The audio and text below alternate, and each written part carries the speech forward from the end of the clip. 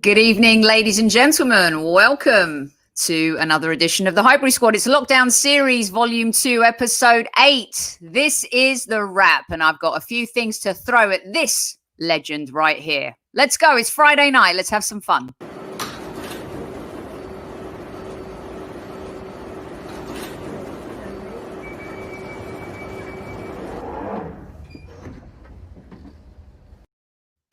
You are indeed listening to the Highbury Squad. It's the Arsenal wrap. We'll talk a little today about the director of football, a new cult hero in Tierney, dang Aubameyang. I'll let you know what that means in a little bit. Ozil's wheeling and dealing, and a mini preview of the Newcastle game because we will be online for the post-game show. Welcome once again, Super Kevin Campbell. Oh, how are you, Soph? I've not seen you in ages. I haven't seen you in ages either. That was fun on the old same old Arsenal team talk with Dan and Warren Barton. Really good stuff. Great show. And it was fun. Always love you and Warren together, listening to your back and forth. He likes to give you a bit of a hard time, which I love, Casey. Get in. I love it. Listen, I know you love it. And you join in. You join in as well until he mentioned the player and then you cut his internet off. So there you go. I sent my witch vibes. To San Diego and just literally cut Warren Barton off at the knees right there. Good evening to everyone and to some of our favorites as well. Hi, Amesy. Hi, Newman. Hi, Johnny Boy. Hi, Mask Gunner. Evening, everyone. Thanks for joining us. We're here together on this Friday night or Friday morning or afternoon, no matter where in the world you might be. Good morning from Australia. Aussie Gooner, welcome to the show.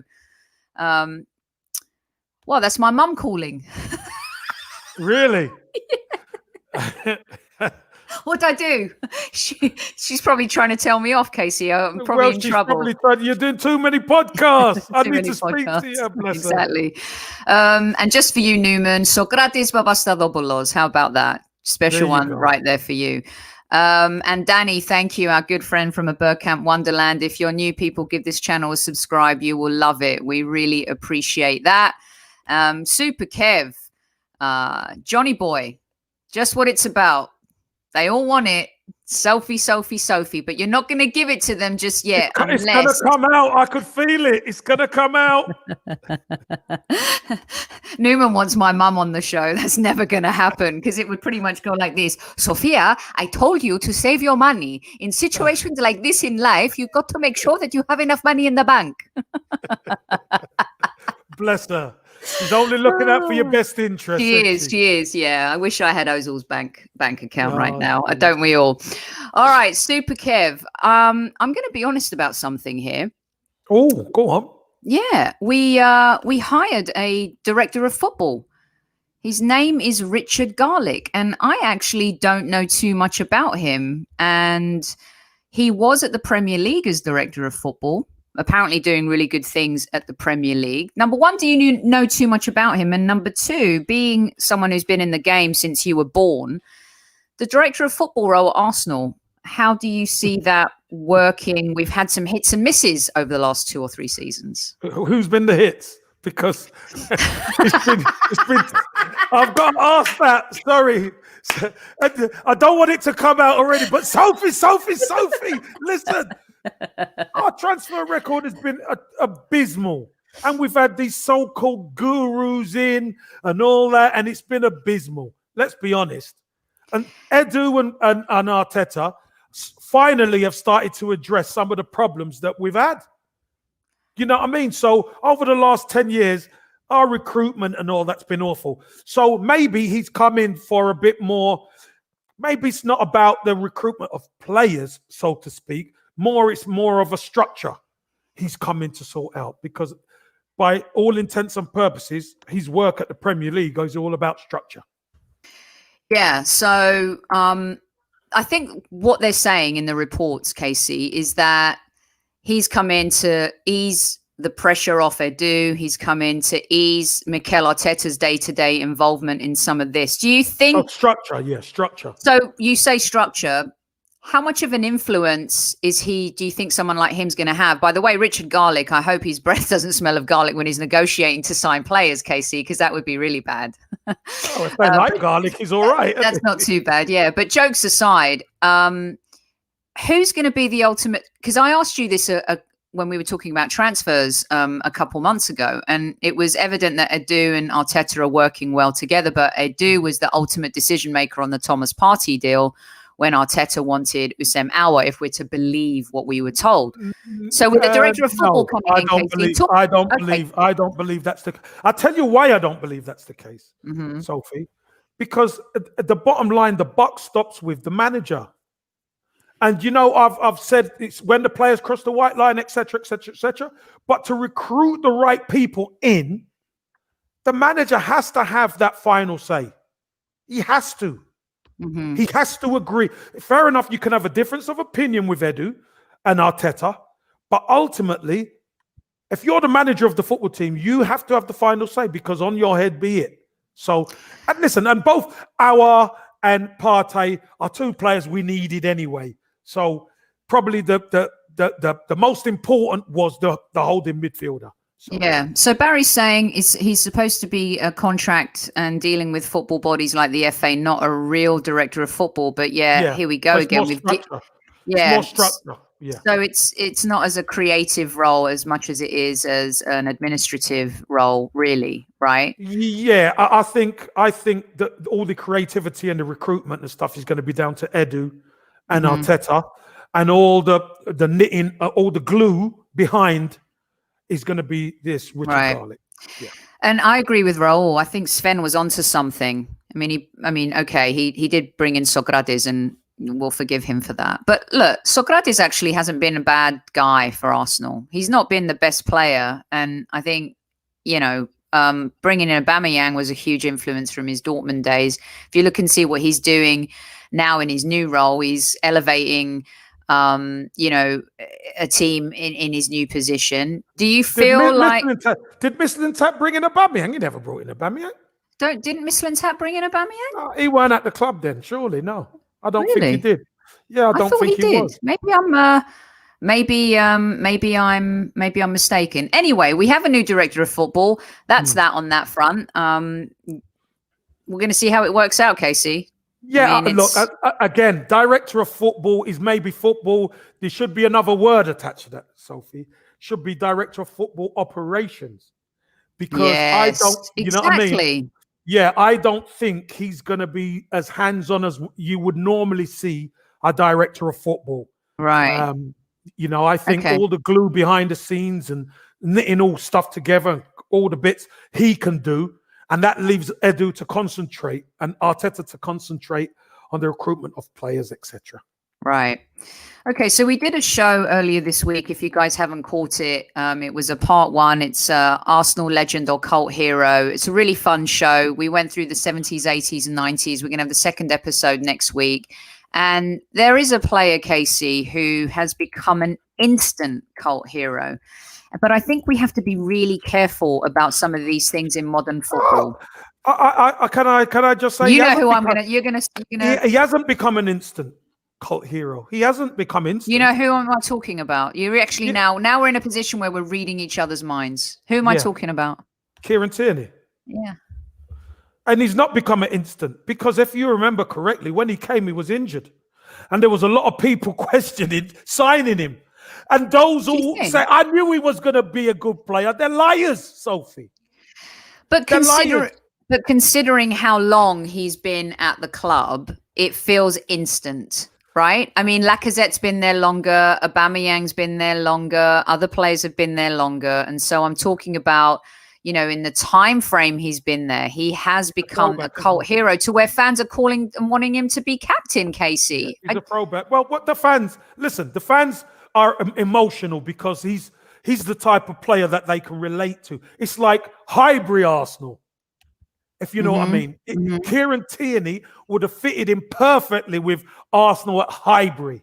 You know, seeing him come in and when he was getting himself fit after, obviously he had hernia operation and he had a couple of injuries, and then he's starting to come into training and you're hearing players telling him to calm down. You can't train like that, because he's getting stuck in. He wears his short sleeves. He turns up for games with his toiletries in a Tesco bag and all that. It's fantastic to hear because he's a throwback.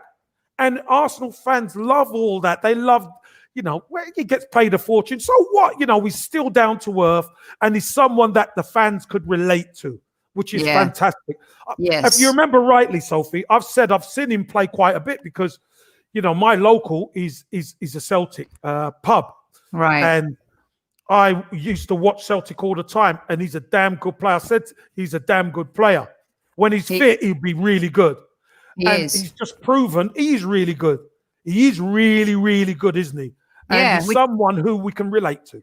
Yeah, exactly. Which is why I would be happy if we went back to the Celtic well and picked up Ryan Curtis as well, because if he's anything and he has any of the attitude and the adaptability that Kieran Tierney has, that would be insane. So here we go from Hassan. I agree with Sophie. KT has been here for a while, but barely featured last season, so he still seems like a newish player, which is kind of what you were saying too, Casey.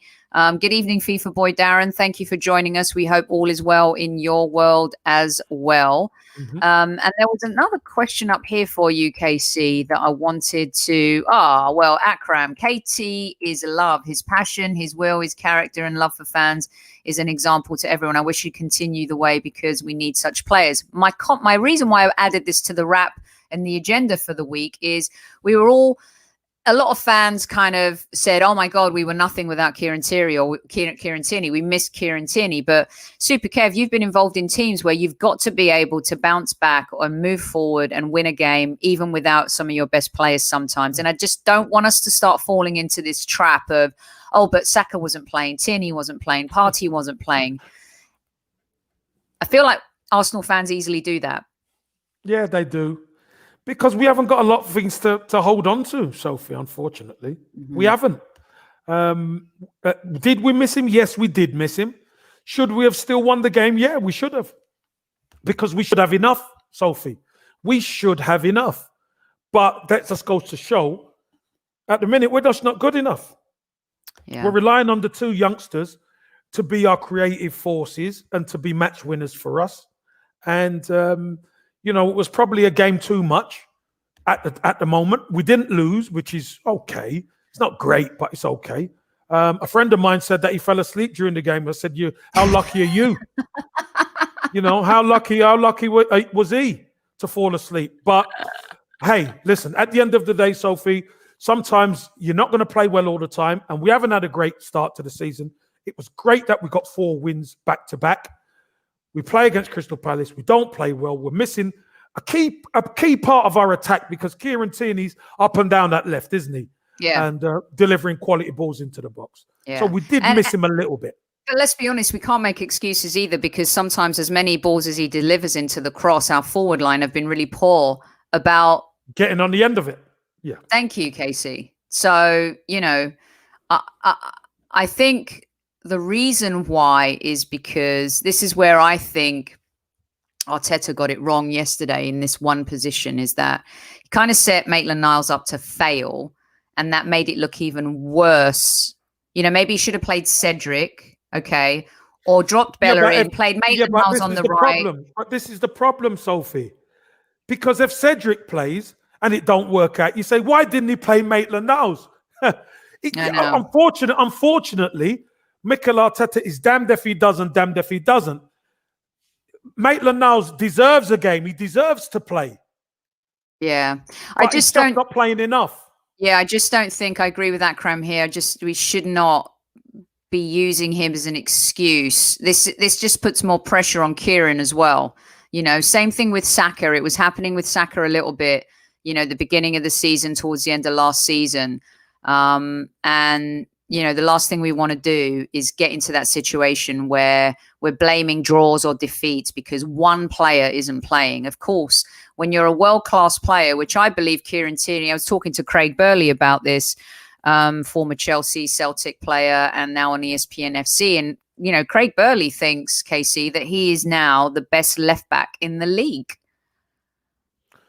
Well, when he's playing well, there's no one better. Let's put it that way. There is nobody better. That's for Yeah. sure. But again, you still need the supporting cast to get the best out of Kieran Tierney. You know, you need that. You need the midfield to be functioning. Because remember, Kieran Tierney's been in the team where we've been done by Burnley, where we've been whooped by Aston Villa. Yeah, Do you know what I mean? So exactly, Casey. Where we've been beat by Wolves at home. So, you know, let's not get too carried away.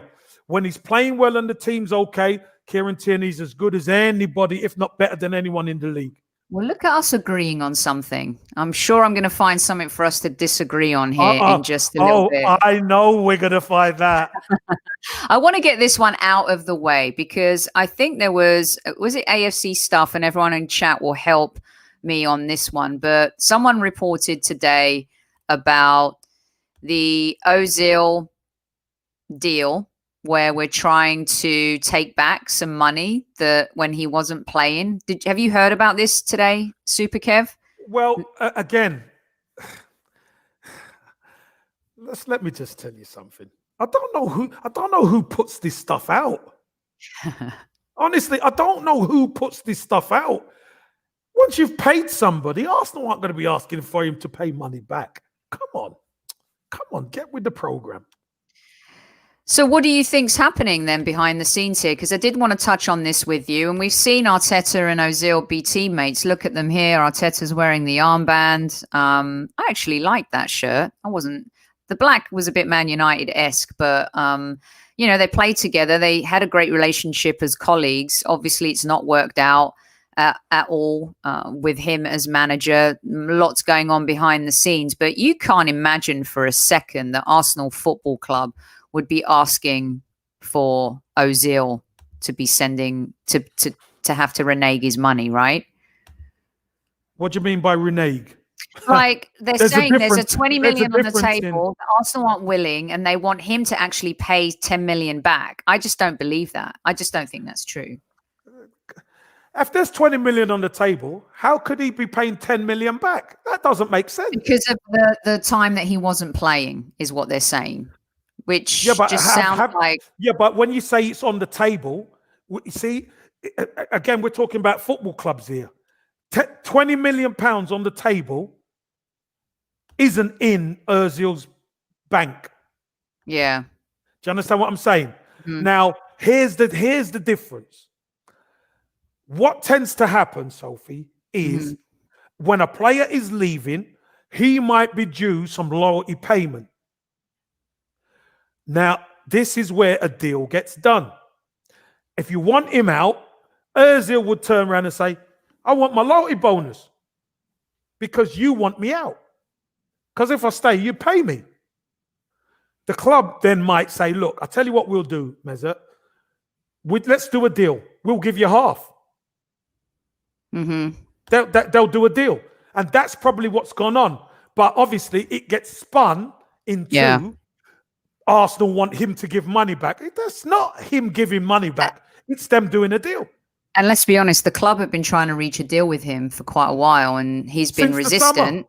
And he's been completely resistant. So let's hope, you guys, for everyone's sake, that we could put the O word to bed finally. These stories are going to break. People are going to try and feed us stuff. Obviously, it also helps when you click on it because, you know, people make money from it too. But when it comes to this deal and that this is a crux in him moving to Fenerbahce because he's refusing to accept this deal from Arsenal, I'm not sure about that, Casey. I'm really not sure about that. Don't trust me. Don't lose any sleep over it. Trust me. No, I'm not going to. If the club pay a player, there is no way they're getting the money back. I could tell you that much. Okay, so here's another one.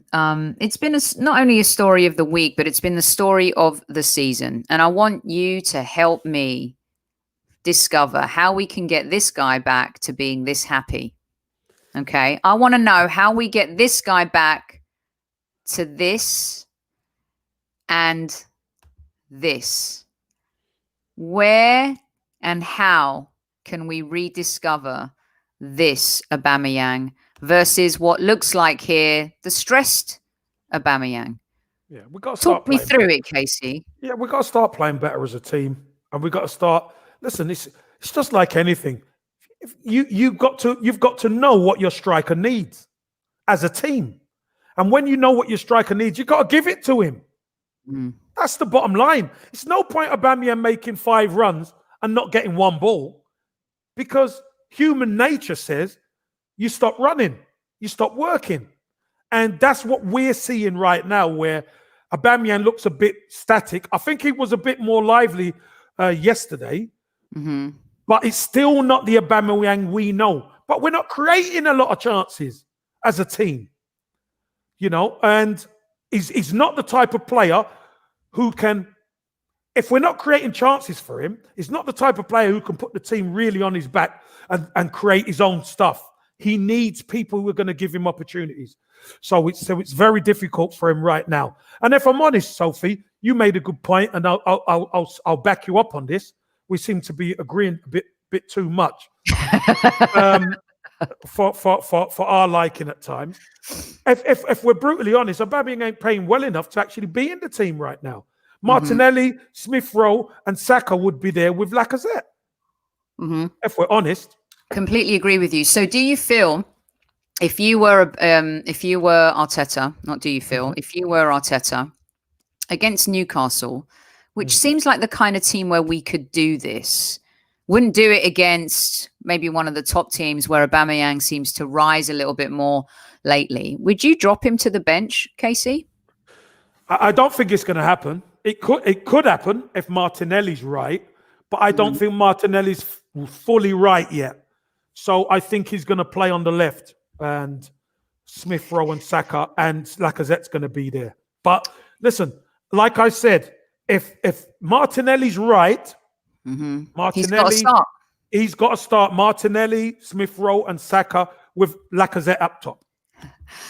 Johnny Boy saying this agreeing thing will never catch on. Don't worry, we're early yet. We've got another 20 minutes here. I'm sure it's coming at some point. I did want to put this back up, Casey, because a lot of fans want to know this. They want to get into your head. Why? I don't want them in my head. I want them out of my head. Did you ever go through a similar period in your career as Oba is going through right now? Warren Barton on the show we were on just previously said, I don't think I've ever seen KC go through a spell like that. But yeah, but it's different because help explain the differences. Well, it's you do go through a barren patch, of course you do. But the difference is my attributes and Aubameyang's attributes are different. I could affect the team in other ways. I could affect the team how Lacazette's doing. I could be the hold-up man. Yeah. I could be the physical guy. I could hold the ball up. I could be flicking balls on. I could make the team better just by being that man who can hold the ball up top so people can get into position. Aubameyang's not great with his back to goal, Sophie. No. And Aubameyang really relies on service. He really does. So he's not the type of player who makes bad balls into good balls, if that makes any sense.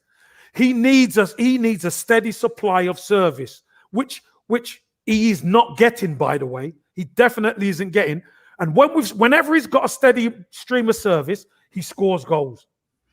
And unfortunately, Arsenal are just not hitting the heights quite yet. But when they play the 3 youngsters and Lacazette, then we're starting to see a little bit more energy going forward. So, it's a difficult time for Aubameyang right now.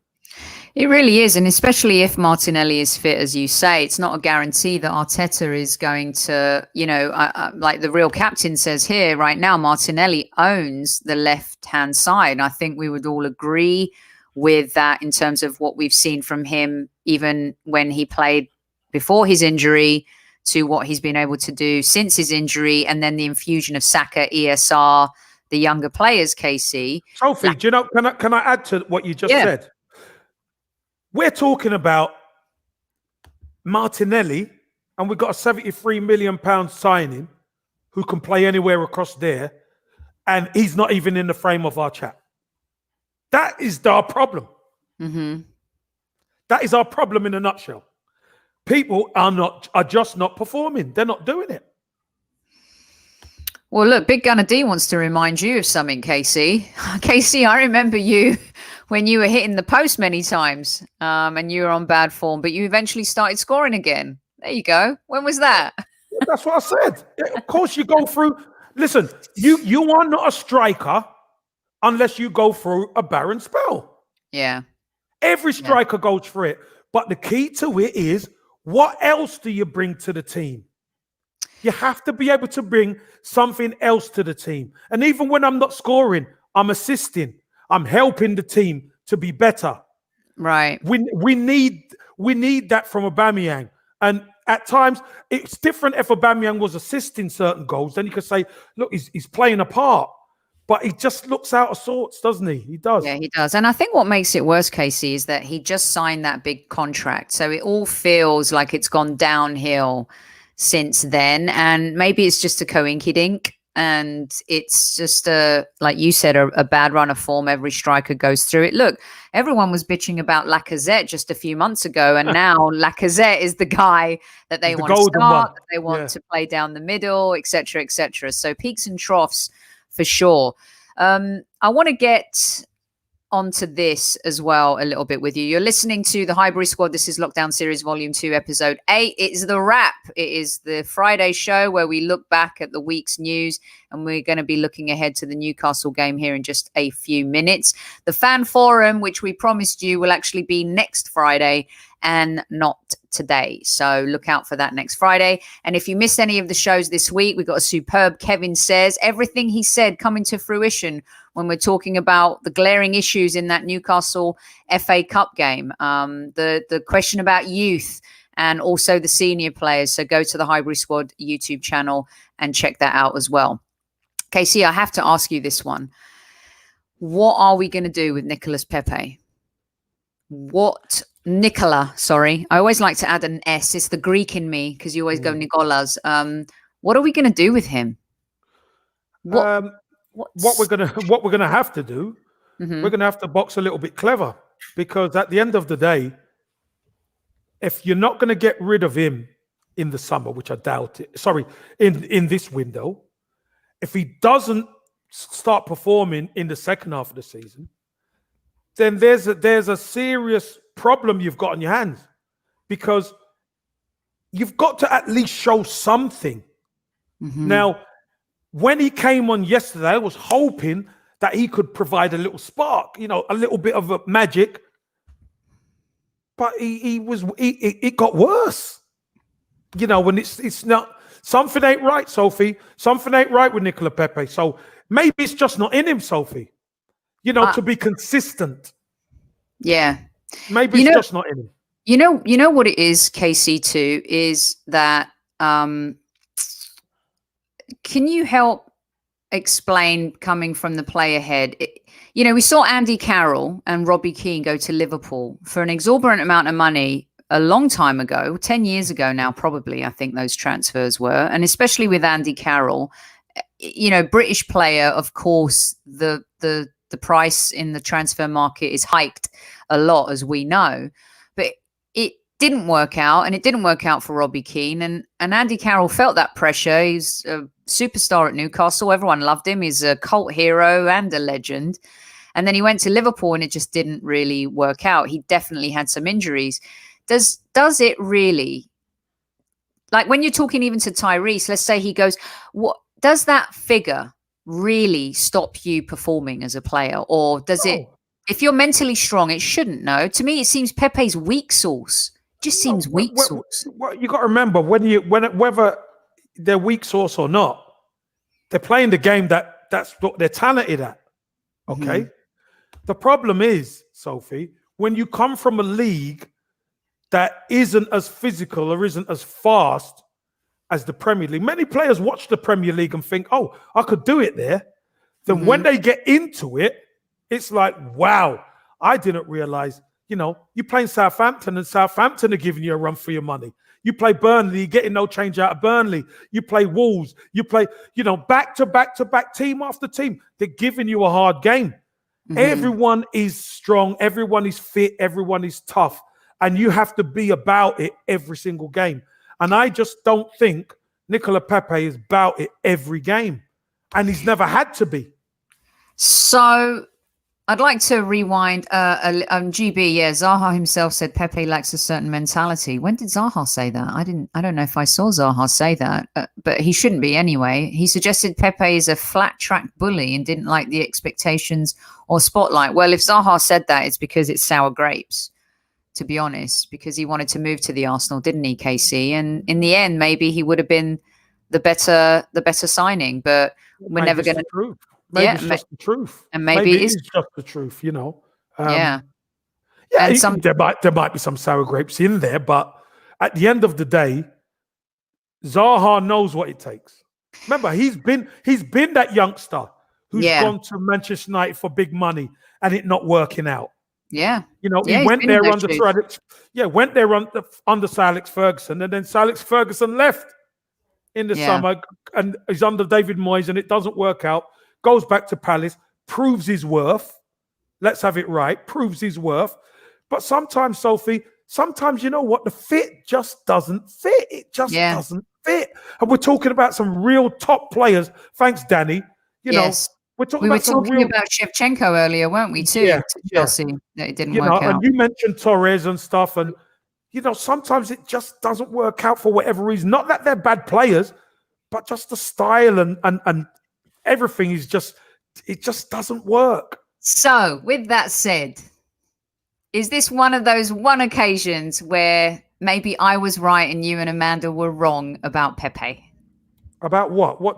How are we wrong or right? You guys kept defending him. You guys kept saying he's going to come good, that we should trust him, that he's super talented. You know, you kept defending him. But he is super talented. No, he's not. No, he's not. No, we haven't seen that. You cannot tell me he is not super talented. You can't. Maybe he hasn't shown it enough. I agree. But you cannot tell me if he was on fire, there's nobody in Arsenal squad who can do what he can do. I told you guys he would never be on fire for the Arsenal. And you guys always said to me, you know what? Give him time. We said give him time. And how much more time? But now, today... I've told you. Is give him to the summer. That's it. So you're not going to give me kudos on this one until the summer is basically what you're telling me, Casey. I'm going to have to wait. No, 100% not. I mean, I feel like I've been on the right side here with Pepe. He has these fleeting moments of brilliance. I mean, the FA Cup is great. Yes. There we go. We're going to disagree. We're not even going to agree on this one now, aren't we? Well, I mean, I just don't think that. You know, for 72 million, which, by the way, what a dodgy deal to begin with. Who was getting backhanders from that? I mean, that is just ridiculous to have paid 72 million for him. Well, rumor has it the person's no longer at the club. Well, they're not. Then they are no longer at the club as well. So, all right. Well, let's move on to the game. We're 33 minutes in. We're here for another 15 minutes. If there's anything else you want to ask us before we go, let us know. He has experience. What? Have you noticed the Sophie time? Have you noticed the Sophie time, people in chat? It's only half hour. We're only half hour in. You said 15 minutes. So what does it make the time? It's going to be, okay, so 15 minutes from now go is on. 48 minutes. Yeah, go on. Right, there you go. She set me up again. Sophie time. Yeah. Johnny boy, we're coming for you. We're coming for you. It's been a long week. Listen, I'm telling you, what a great week of shows, Casey. We've had some great conversations, and I don't like. You've got to give credit to these people who come on and join. I mean, love them. Absolutely, we have love them. We have the best listeners, and there's such a great community here, and everyone enjoys it, and so all good here. Okay, so here let's go into the too many ums right now. I'm just umming. It's Friday. I'm tired. All right. Well, you're umming because you want me to agree that you're all right on Pepe. That's what it is. Don't you dare. You get that in the summer. I have to wait another 5-6 months to be right on Pepe. Waiting's not a problem.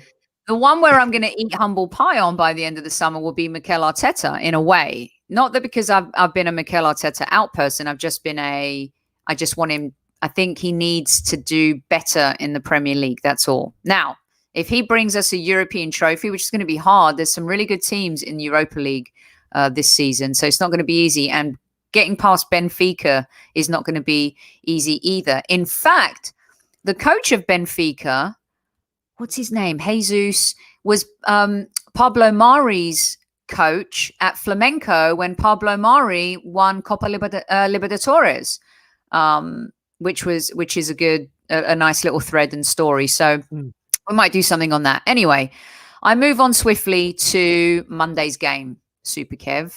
Yeah. Arsenal versus Newcastle. We've beaten them in the cup. Newcastle are kind of on their knees right now. They lost against Sheffield United. It was a really bad result for them. We just talked about Steve Bruce on Dan's show. Gets a bit of a hard time. Listen, there's only one result here. Only one result here, Casey, and that has to be a win. Agree? Got to be a home win. 100%. Can't afford to drop we need momentum back. So, we lost a bit of momentum against Crystal Palace.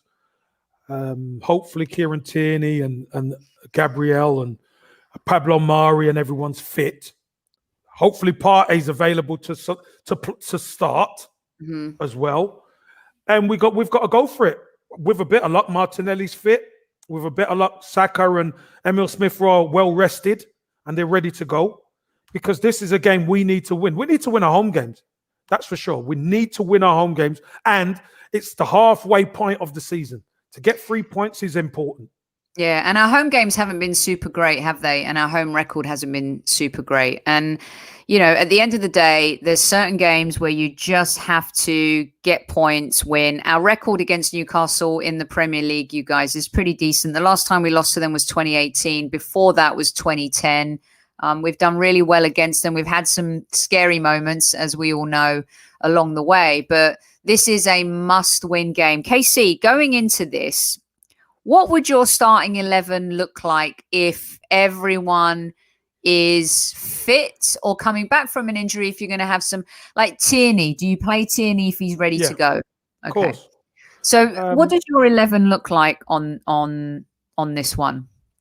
The 11 goes Leno, Bellerin, Gabriel, Pablo Mari, Tierney.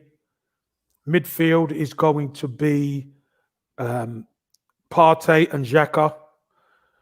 There's Martinelli if he's fit, obviously. If he's not, Aubameyang plays there. Smith-Rowe, Saka, and Lacazette. So you're not benching Aubameyang? No, I repeat. If Martinelli's fit. If Martinelli's fit, I will plays on play the left. Okay. Yeah, but if he's not, then Aubameyang plays. So right. If it was the normal 11, Aubameyang would be on the bench. Yeah. Okay, I think that's a decent lineup. I'm very excited to see Gabriel and Mari play together. I think we all are. There's always the argument of the two left-footed players, but you mentioned Bold and Adams. Both like righties.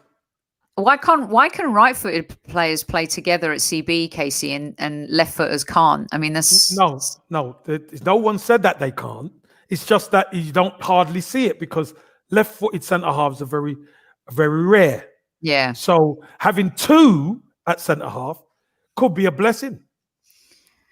Yeah, I mean, I don't understand why it should be a curse. To be honest with you, it's not. But people think that way. You see. Yeah. So the insurance basket, wow, that's a very good name, the insurance basket. Not sure we've seen you before, but welcome to the show. Leave KT to rest if he's not 100%, should be able to beat Newcastle at home without him. I agree. This is what I'm saying. Like, I might rest him for one more game, play Cedric at left back, Bellerin. I think I would actually maybe throw Maitland-Niles in again, give Bellerin a rest. Bellerin can come off the bench. Right back, Casey. Or I'd play Maitland-Niles in midfield with Partey. What about that? No? You'd rather Xhaka? No, I'm just saying, and listen, I'm just saying, Xhaka was our best player the other day. So all of a sudden you're going to drop him? Nah. Well, it's that not don't dropping; work. it's resting. No, yeah, well, yeah. Yeah. All Okay. right then. You're fancy resting. Yeah. Fancy resting. No, he's going to start, Xhaka. All right, let's do some predictions then. Everyone in chat, let's go. Let's roll. The next time you'll hear from us will be on Monday night. We will be back post Newcastle game, hopefully celebrating 3 points and climbing further up the table. Some good performances too. I think we're at that point too where we want to see better performances and not just get results at this point. I know the results are important, but for the progression of Arteta as a coach and the team, KC, we need a performance. Give me the results. Give me the results for now. And if he could do some business, and then we start getting performances. But I think right now the results are important. So important. Control Alt Delete. Oh my God, what a great name. Control Alt Delete. That is absolute genius. Well done, you. But what are you doing? Calling a 2-0 loss? That's not cool. That's not cool at all. He obviously thinks we're playing away, doesn't he? Midnight says 2-0. Jackie says 2-1. Winston 3-0. Roll thinks it's going to be a 0-0. Hopefully not another ball draw. Crikey, I'm not sure I could take one of those. Divian says 1-0. Robin says 2-0. We got the real captain at, where did he go? 1-0. Bazuma business. I like it. Well, where's that? Where's that one? Just you went Mohammed Memon. You just went past it. Bernadette's in. Hey, 1-0. We'll love it. Yeah, Bernadette's in with the 1-0. And we got Jason in with 3-0. And yeah, so... You know, I think 4-0. Danny says 1-0, 4-0. Yeah, they're in the bin. We should annihilate them. I mean, we should score 5, really. Go look. Let me just tell you something. What you expect and what actually happens, Sophie, is 2 different things with this Arsenal team. Give me a win.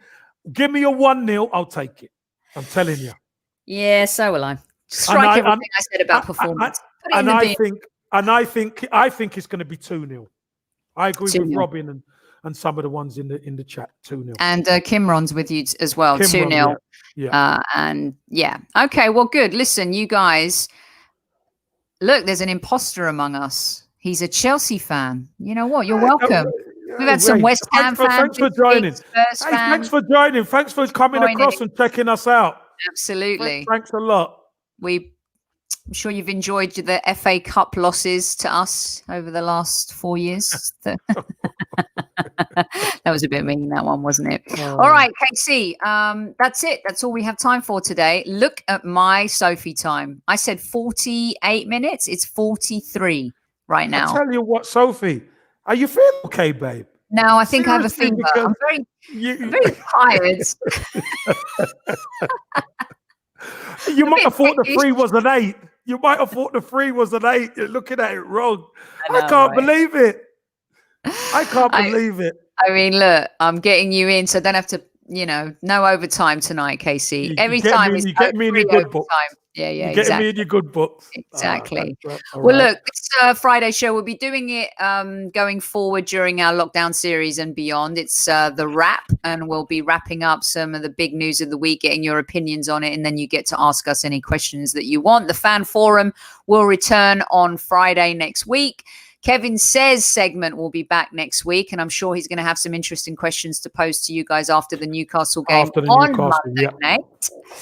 And yes, Steffi, the New York City. Good evening. Oh, one of my favorite cities in the whole world. I love New York. KC, do you love a little New York? Yes, I do. Yeah. When I'm allowed in the country. Have you been banned? Oh yeah, I am. Yeah, I'm banned. Still?